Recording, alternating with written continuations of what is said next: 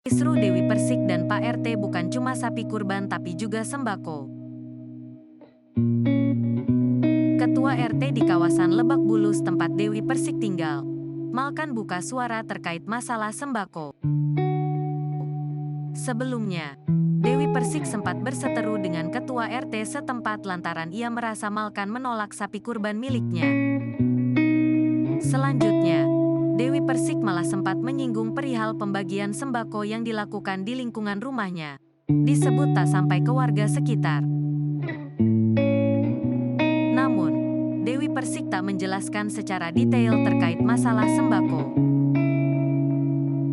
Di samping itu, Malkan pun menjelaskan terkait sapi kurban Dewi Persik yang dititipkan di masjid dan kemudian diambil kembali. Mengenai hal tersebut, Malkan tak mempermasalahkannya dan menegaskan tak ada miskomunikasi dengan Dewi Persik.